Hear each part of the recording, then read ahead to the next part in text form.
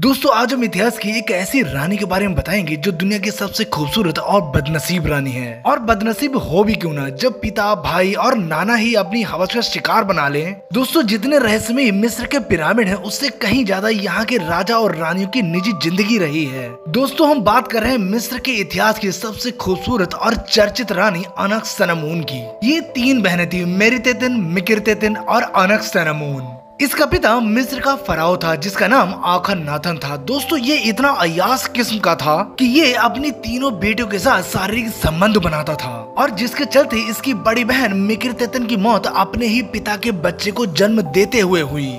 पर अनख्सेनामुन के साथ इसके रिश्ते काफी चर्चा में रहे। वैसे तो मिस्र का हर एक फिराओ काफी रंगीन मिजाज का था, पर आखनातन की बात ही अलग थी। आखनातन की मौत के बाद उसके बेटे तूतनखामेन को अगला राजा बनाया गया और इसकी शादी इसी की ही बहन अनख्सेनामुन के साथ करा दी गई। वैसे दोस्तों आपको बता दूं कि मिस्र में अपने सगे भाई बहनों में शादी करा दी जाती थी। दरअसल इनका मानना था कि ऐसा करने से सत्ता किसी बाहरी हाथों में ना जाकर घर में ही रहेगी, और इसी कारण तूतनखामेन की शादी अपनी ही बहन अनख्सेनामुन के साथ हुई थी। उस समय तूतनखामेन छोटा था और उसकी बहन उससे बड़ी थी, इसीलिए सत्ता की बागडोर उसके नाना अय्या के हाथों में रही, जो उस समय वजीर के पद पर थे। तूतनखामेन के जवान होने पर उसने अपनी बहन के साथ अपने वैवाहिक जीवन को शुरू किया और सत्ता की बागडोर अपने हाथों में ली।